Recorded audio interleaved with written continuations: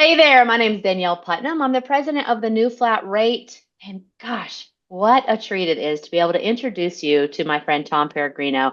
And Tom is the president of Service Nation. Service Nation, I want to say, if you don't know who Service Nation is, how do you not know? But there's some that might not. But what I would like to say is how grateful we are here at the New Flat Rate for Service Nation because you guys have been in the industry for a long time, helping and supporting contractors, and really were the start for us at the New Flat Rate when we started our business. It was because of the foundation from Service Nation. It was because of the people in Service Nation, all of the contractors. You guys are really the OG for so many of us, and so I just have such a great thankful spirit and heart for Service Nation. And it's a treat to have you here. Tom, welcome. It is good to be here, Danielle. And let me just echo a lot of your sentiments that you shared regarding Service Nation. I appreciate that, but also we feel the same way regarding the new flat rate. I mean, we've Well, thank we've you. worked side by side for many years with you and with your solution, the product that you have for our members and for contractors nationwide. And I mean, you guys always do so well. I was reminiscing on you guys, and I don't know if you can see this, but I've got this backpack. Awesome. Yay. It is it is an awesome backpack, Danielle. I don't know if you remember, but I even sent you a picture of me hiking with that backpack I maybe could never sometime forget last it. year. Yeah, you Yeah, and your beautiful wife Lisa were on the top of a mountain with your yeah, backpacks. exactly. But here's the other reason why I brought up that backpack. The backpack is far above what you could have supplied, as a gift. And I think for anybody that isn't using the new flat rate, and this isn't just a whatever you call it, Plug. you know, it's not, yeah, it's a genuine plug because what I've experienced working with you guys over the years is you always deliver above and beyond what's expected, and that is for Service Nation, what we try to teach all of our contractors, wow your people, wow your customers, you know, they have certain expectations, but see if you can blow them out of the water. And with that backpack, Danielle, I think it's indicative of everything you guys do. You just wow it, and I'll use Oh, it every day. So hopefully we didn't get too off track, but I'm a fan of thank New Flat you. Rate.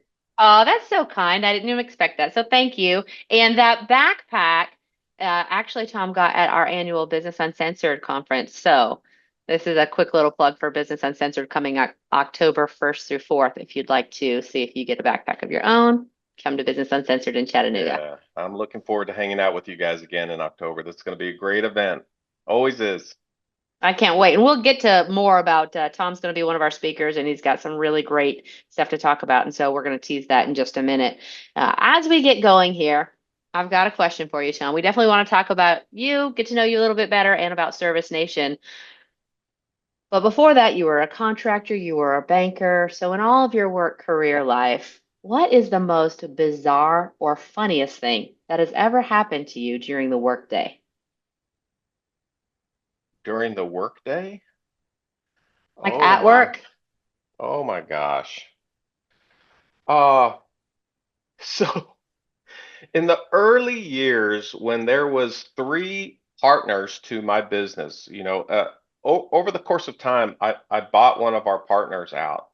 But early on in the beginning of our journey, two of the partners got into a fist fight in the office in front of everybody. Now, to give you some context, one was an uncle, the other one was his nephew. So there was some family tensions that had been building up. Yep. But I mean, just imagine being at a workplace where one partner and another partner go swinging at each other. And I'm like, okay. And I mean, one time they got so mad at each other, they wrestled outside, a wrestling challenge, who could choke each other out. It was crazy. Wow. those were some of the things that I remember. And even then, I was like, well, I guess, this is just what it's like being a contractor. But yeah, I don't know if that's ever happened to you at your place of work, Danielle. I haven't gotten punched. That's a great story, and I'm sure it relates with a lot of people because our audience is contractors and there's a lot of family businesses. But this week, my brother, who's our vice president, did throw something at me in a meeting. Oh yeah. It was like, wham! I was like, got it, note taken. I hope it was lightweight and maybe didn't do much damage. Yeah, it was appropriate. I should say that. It was commensurable for what he was trying to say. He was, and you know what? This is interesting. Actually, Tom, I'll never forget something that you said a long time ago. I wish I had something to show on my desk, but I don't. But about sacred cows, and that's what it was about. Is my brother was like, get rid of the sacred cows. Like he feels like I protect certain things in the business, and that pulls us back from innovation sometimes. And Mm. so that was, but I've heard you say that same thing about business, the importance of not having sacred cows. And so I actually thought of you this week when he threw it at me. I was like, Oh, that's a good story. ah. Hey, as we got a get going in here, it's August now as we're recording today. This summer, I want to talk about some things that you guys over at Service Nation have been hearing and seeing from contractors all over the US and Canada. What's going on this summer? What's going on going into fall? But before we do, is there anything good that has been going on in your life this summer? Maybe with the name of Chandler. Yes, yeah, Daniel, thank you. Thank you for bringing that up. Yeah, I think about my granddaughter now every day. And like everybody said, uh, what it would be like having a grandchild, which is, it would be awesome. You're going to love it. They're absolutely right. So yeah, I was mentioning to you, earlier that she's 18 months now, and so she's so much fun. So I get to play with her when I'm working from home, like today. I get to play with her in between, calls, in between Yeah. emails, uh, and I want to be her favorite. That is my goal. So I'm working really, really hard. I'm looking on Amazon, scrolling. What toy can I get her? Yeah, what's the next thing I can get her? And so, yeah, I've just really, really been enjoying this stage of my life. When you get Yeah. older, you start getting aches and pains, but also you get some great gifts like grandchildren Mm. if you're able to. So it's been a good season for sure. Oh, it's so good. I'm so happy for you guys. It's so fun and just so much in our business worlds right now. We're so busy and so I question why are we doing what we're doing. And so what have you seen for contractors? Are they burning themselves out this summer or are you seeing anybody that's getting some good, I hate to say work-life balance, but what's working well so that they can have more freedom in their business? That's a good question. That's a good question. So what we are seeing quite a bit of is contractors that have been caught by surprise at the changes that took place coming out of COVID. Mhm. When I was a contractor all the way up to 2021, before I sold my company to my partner, I went through a big chunk of COVID. And if you weren't prepared for some of those unexpected things that happened during COVID, I mean, you were panicking, you were running around Yeah. trying to fill the gaps, coming up with systems and processes you never thought you could imagine. Mhm. And so you certainly saw some contractors thrive during COVID, and you saw some that, really, really suffered during COVID. We're seeing the same thing coming out of COVID. Mhm. Now we're over a year out of COVID. Certainly, we're on our second normal year, quote unquote. Yeah.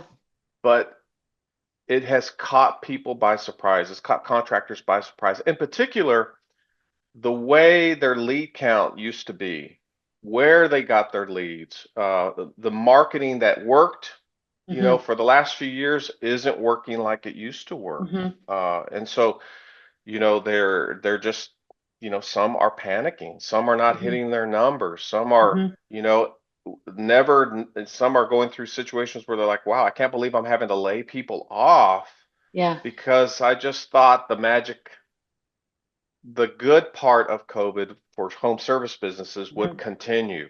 Mhm. And so we've been spending a lot of time with lots of members, making sure that they have the proper best practices when it comes to marketing. Mhm. Uh, because we've seen a lot of the big flaws in what had happened, even before COVID, but certainly during COVID and then coming Yeah. out.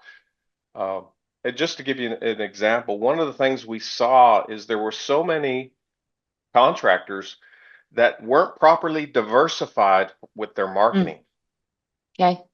And so when you go back to the best practices of having proper market diversification, sometimes, a lot of times we would share and revisit and go and build that back into them, and they're like, man, what?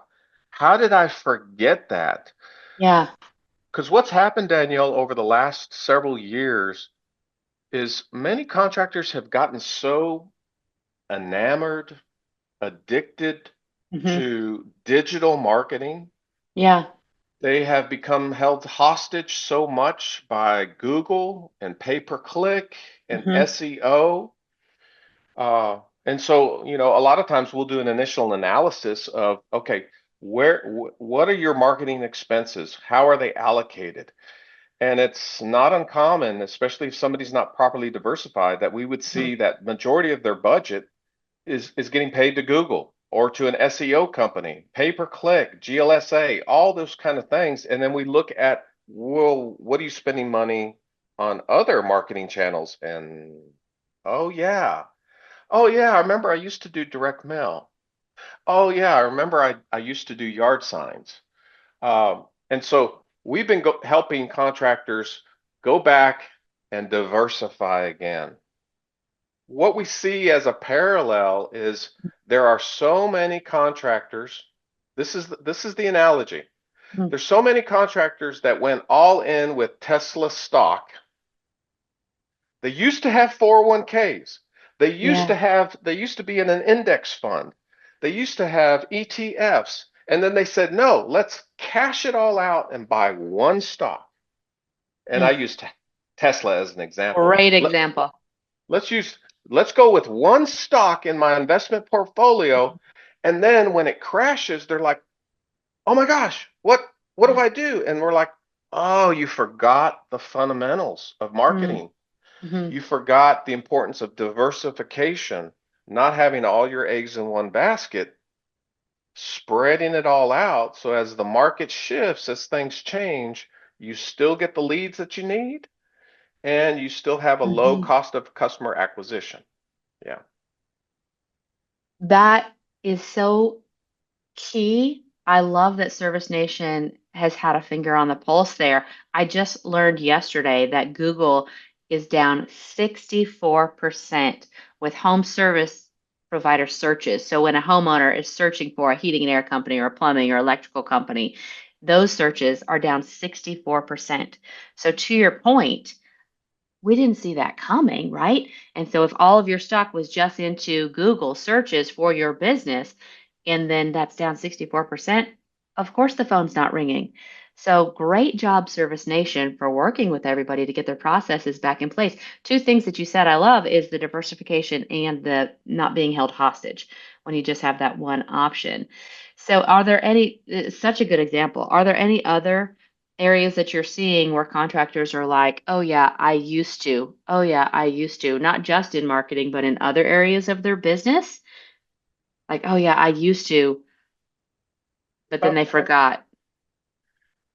well, yes, yes. Another one, and this isn't as tangible as marketing is. But because business was easier during COVID, you saw a lot of contractors take their eye off of having a really effective culture within their organization. Yes. When leads are coming in, and leads solve so many problems. When you Hmm. have the leads turn into conversions into sales, and it can solve so many problems. But if you're not making sure that you're keeping your culture healthy Hmm. and high performing, if there's any hiccup, you'll start seeing symptoms of an unhealthy culture. So for example, what we're seeing as contractors took their eye off of maintaining a healthy culture, we're seeing that, they're having high turnover Hmm. because the money was easy. So hey, we don't need to spend a lot of time with our team members, Yep. having team building events or pouring into them, having the Hmm. different types of meetings, making sure that we're staying on top of having cutting edge benefits, as an example. Yeah. The hiring practices got lax, Hmm. because as business grew, they're like, well, just bring a ton of people in. Yes. And then sometimes what ends up happening, more often than not, when you bring too many people in without properly vetting them to your culture, you Hmm. bring some bad apples in. Hmm. And then now, you're left with low leads, bad apples. And unfortunately, we'll be talking to some contractors and they're like, "Man, it feels like I'm back on my first few years of being in the business where people Ah, aren't yes. getting along, there's Hmm. not enough work." And so, yeah, taking your eye off of culture, you don't want to do that. And culture Hmm. again is not as cut and dry and black and white as a marketing conversation. There's so Hmm. much dynamics in terms of having a healthy culture. Yeah. But that's something that really is important and is Mhm. definitely a need this year to focus on. I'm so glad that you said that. I see that too. And to your point, when the leads are coming in and there's high cash flow, right? When business is easy, we don't realize that we keep our eye off of the team because not that big of a deal. We can replace the team, or we can do this or we can do that, and then all of a sudden we get lackadaisy, which is terrible. Um, so I love that you said that, and that Service Nation is helping people to course correct again. Let's look at your core values. Let's course correct and get back on to caring about that culture and those people and diversifying. Already, we've got some nuggets happening here. Uh, I like it. Tom, you won't believe this, but my battery's about to die. So hang tight for 1 second while I plug in. Sure. Tom's going to be speaking at Business Uncensored coming up in October on performance pay. So, are there any, because you've already given us so many nuggets today with leads and with culture. And so now jumping on over to performance pay, talking about, I mean, these are real things in business. Do you have any kind of one, two, threes, a little giveaway, just a little preview snippet you could give us about what you're going to talk about? Absolutely. Absolutely. Yeah. So, when I was a contractor and I would do a good job and a customer wouldn't pay me, you talk about seeing a different side of me. You mess with my money, I'm going to be mad, and Mhm. man, it's going to rain fire. Yeah. Don't mess with my money.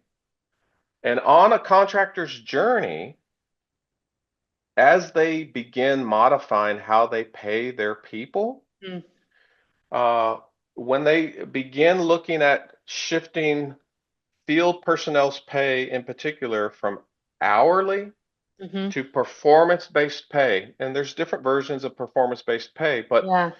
as they look at making that change in their organization, which is a needed change, the vast Yes. majority of high performing contractors have some type of performance based pay element for their field staff.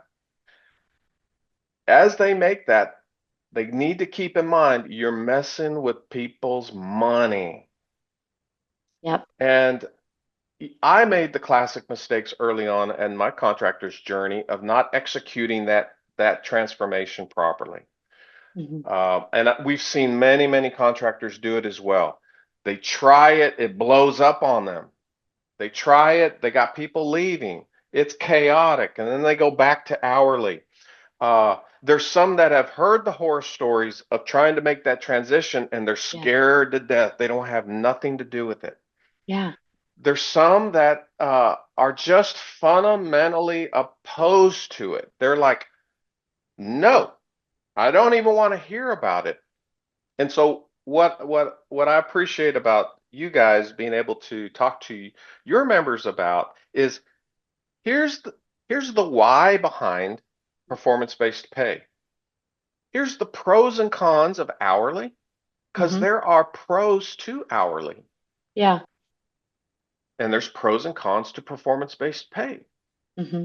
And so and what I hope to provide for your attendees at your conference is a fresh perspective at performance-based pay. Hey, let's just step back and look at performance-based pay.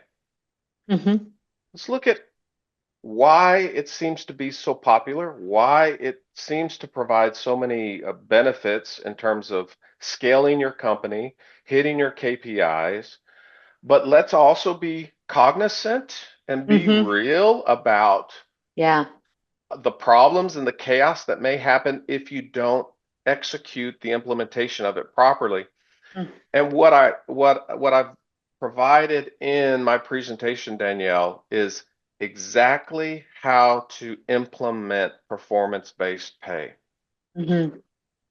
There are four key elements in properly executing performance-based pay. Uh, and I'll be sharing the details on each one of those. And if you follow the formula, don't do what I did. I didn't follow the formula years ago. And when I finally followed the four-step formula on Hmm. executing and implementing performance-based pay, it didn't blow up in my face. I didn't have the turnover that I was afraid I was going to have. I Hmm. began hitting my KPIs, like I knew it could do. But it's all about proper implementation. Yeah. Tons of, and that goes back just in general. There's tons of great ideas, but where the ideas usually fall flat on is if they're not properly implemented. And so, Hmm. I look forward to sharing how to properly implement performance-based pay if somebody's ready to do that on their journey Yeah. as a contractor. Oh, I can't wait. You guys can't miss Tom's talk. That's going to be really good. And you're very precise. You're a process personality, aren't you? Like you like things organized. And so I could just, I'm just guessing here. I can just imagine that your pay system is probably dialed in enough that they need to make it to this talk. Well, let me just say, and the true transparency, Danielle, my temperament, how I'm wired, is not detail oriented. Okay. But because I had to learn the hard way, Yes. because I got tired of doing it my way, Yeah. I just said, you know what? I will submit to those that are wiser.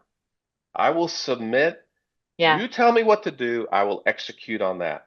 So some of the stories that I'll share in my presentation is, hey, this is if you do it like I did in the past, which was wrong, which Yeah. is like, let's go, just do it, trust me, believe in me, it'll all work out. That's going to blow up in your face. Hmm. You know, Hmm.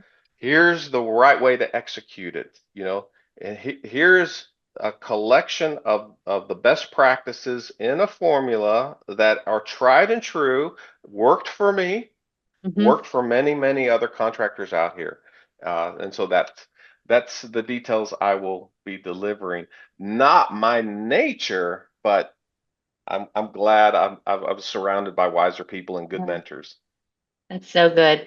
And speaking of good mentors, I know Service Nation is filled with them. So, in case we have people listening in that maybe aren't that familiar with Service Nation or haven't been in the group, can you tell us a little bit more about just a couple of the channels of what you guys do? I've always said that you guys are a best practice group, but you might even have a better name for that now because I know um, you dabble in lots of things. So, could you tell us a few of these lanes that people could Yeah, reach out to you guys for? yeah. One of the things that we added a couple of years ago was our tagline, and our tagline is Total Contractor Solutions.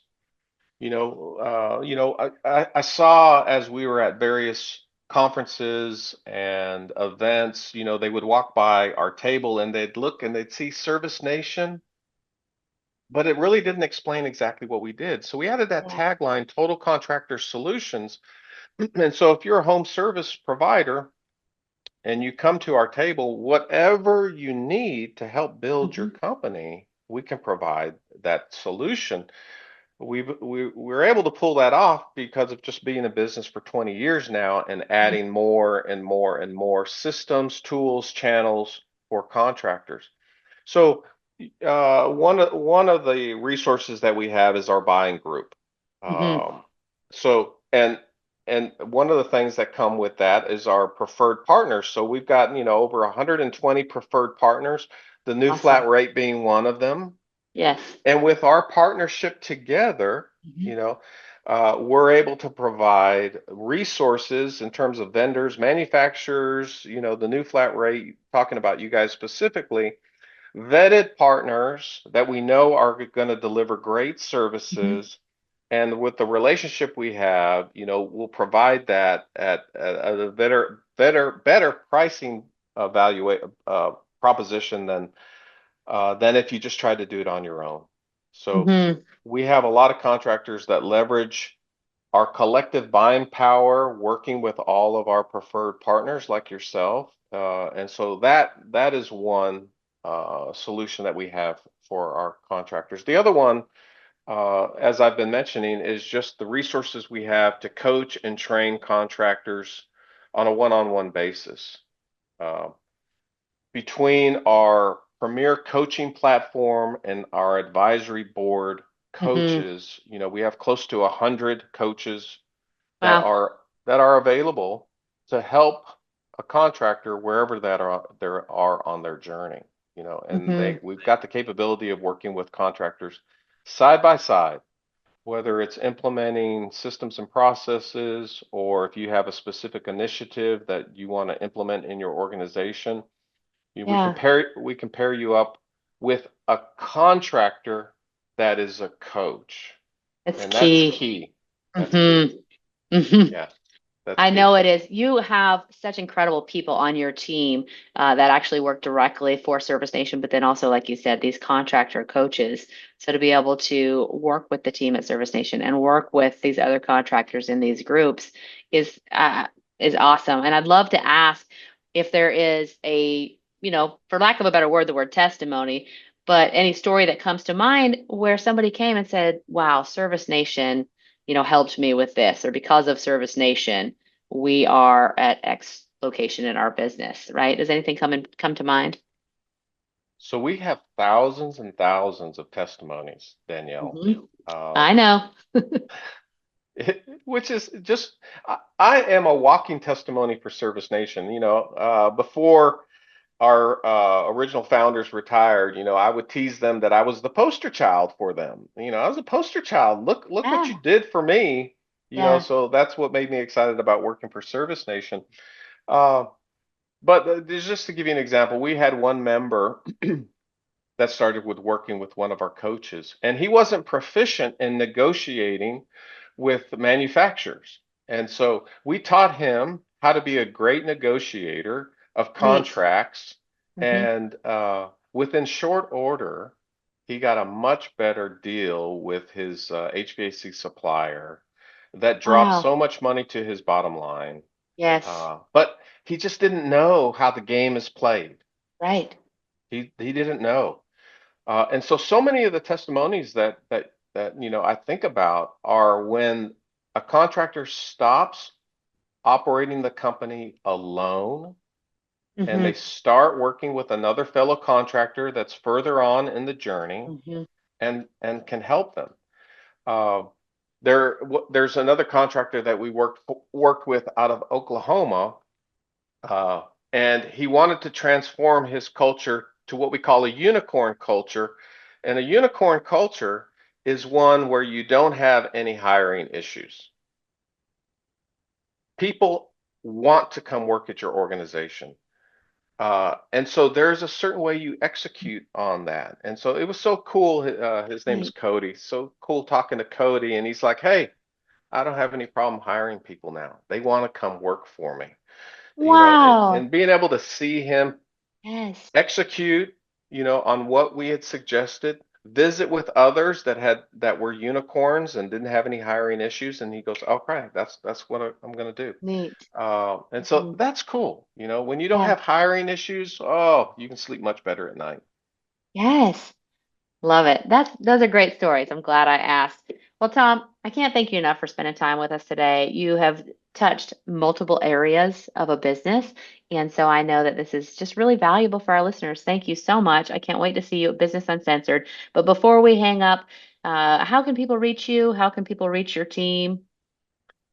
Well, they can go to servicenation.com and they can learn more about us. If they want to see me in person, and I would love to shake the hand of any contractor. I'm still a contractor at heart. I would love to visit with contractors face to face. I'll certainly have an opportunity to visit with your fellow contractors at Business Uncensored. Hmm. Also, we'll have our conference coming up in Yes. Orlando, October 15th through the 17th. And so, there's an opportunity there for you to see Service Nation firsthand, Hmm. experience some of the training and coaching that I'm referring to. And also, I just love to visit with anybody that's on the call and ends up coming to the conference. I'd love to see them visit. Yeah, Tom's conference is Service World Expo. And so if you haven't been to Service World Expo, it's a great year to check it out. It's always incredible. A lot of connectivity that we care for with our members. They do that too, and they care about that too. And like Tom said, he'll be there and ready to hang out with anybody. So That's right. love it. Good. Okay. Well, hey, again, thank you so much, Tom. Thank you guys for all listening in today. And I look forward to seeing you this fall in October. Thanks, Danielle.